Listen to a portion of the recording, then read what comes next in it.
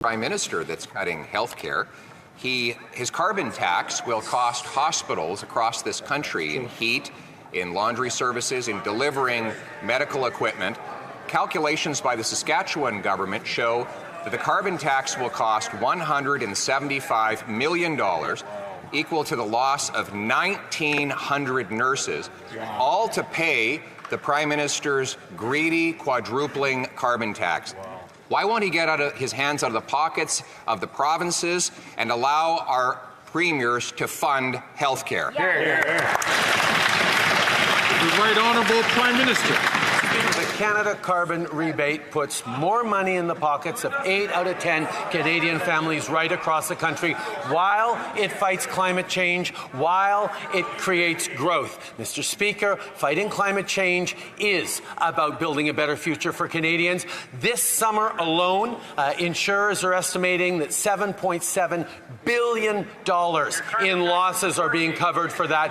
That is something that we have to step up on right now. And the Conservative leader, who doesn't even believe climate change is real, wants to do absolutely nothing about it. That's not good for Canadians. That's not good for our economy. The Honourable Leader of the Opposition. Hospitals don't get the Canada carbon rebate. A measly little check would not replace the $175 million that Saskatchewan hospitals are going to lose to heat themselves, to power their machinery, to deliver their goods. And yet, that's what the Prime Minister imposes.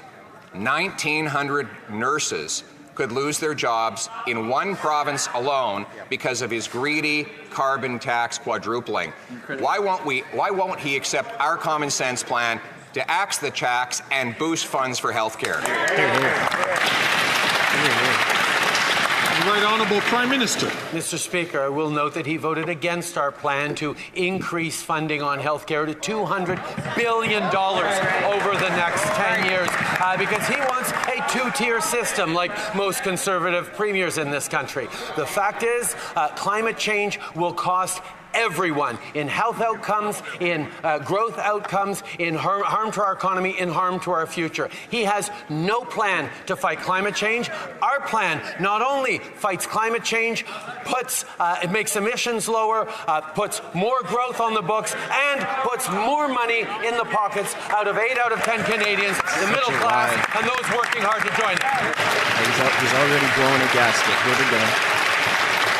Another question, and he's going to start screaming and yelling. The Honourable Leader of the Opposition. More disinformation from a flailing and desperate Prime Minister clinging to power. I voted in this Parliament to increase health funding, and in the previous government voted to increase it by 70%, more than his government had. More than that, we did not impose a carbon tax on hospitals. He claims that people are going to get checks. 1,900 nurses could lose their jobs because of the carbon tax in one province alone. A phony rebate check will not make the difference. Now he wants to quadruple the tax to 61 cents a litre. How many nurses are going to lose their jobs while hospitals are stuck paying this quadrupling tax? The Right Honourable Prime Minister. Mr. Speaker, he refers to the Canada carbon rebate as a phony check. At least he recognizes that it exists, which is new from just a few months ago. The Canada carbon rebate, as defined by, investigated by the Parliamentary Budget Officer, puts more money, hundreds of dollars, back in the pockets of 8 out of 10 Canadians, exactly the middle class and those working hard to join it, who need support while we fight climate change, while we reduce emissions, while we grow a stronger economy with good jobs for future generations. He has no plan for the economy, no plan for the future. The Honourable Leader of the Opposition. My common sense plan is to axe the tax, build the homes, fix the budget, and stop the crime. But let's talk about education. The carbon tax will cost Saskatchewan schools $204 million. That's the equivalent of approximately 2,000 teachers losing their jobs, all to pay tax to heat schools in cold Saskatchewan winters. Why is the Prime Minister forcing provinces to cut teachers and education to pay for his greedy quadrupling carbon tax? Right Honourable Prime Minister.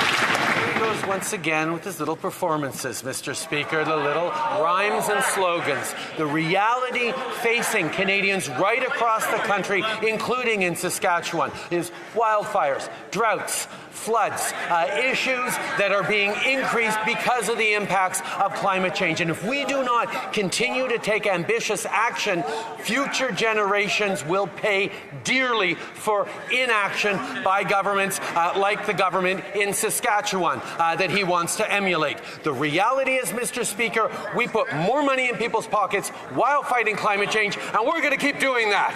I knew it. There's yelling already. He's having a temper tantrum. The Honourable Leader of the Opposition. Mr. Speaker, screaming and hollering will not distract from the very serious question I asked. Can he tell us how many nurses and how many teachers will lose their jobs because his greedy carbon tax quadrupling will drive up costs to heat schools and hospitals? How many? The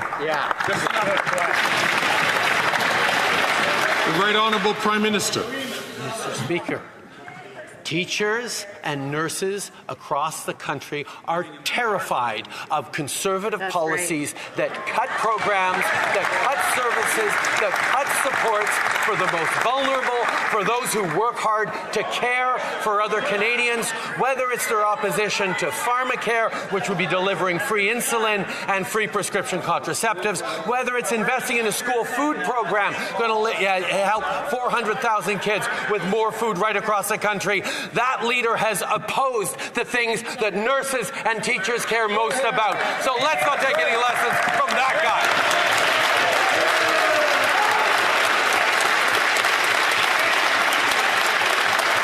The Honourable Leader of the Opposition.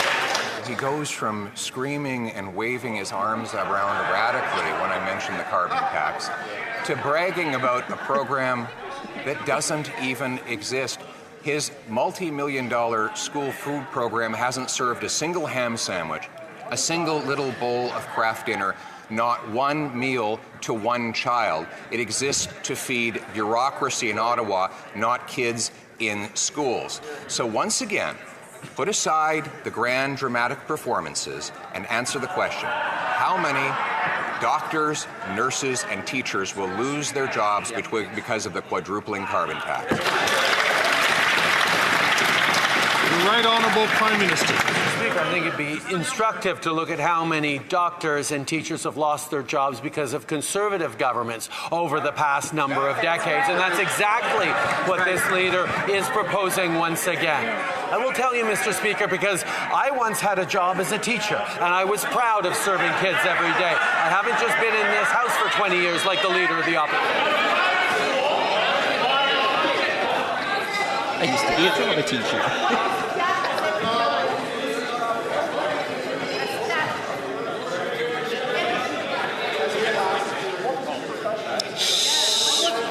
Colleagues.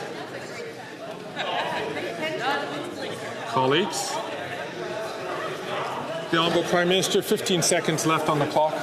Yes, I was proud to be a school teacher, Mr. Speaker, because it was a way of having a positive impact on the lives of thousands of kids over the course of my career. And I'm proud to bring their voices here into this House and continue to put forward how we support our kids, how we support the vulnerable, as opposed to the cuts that they propose. That's right. He's extra mad today.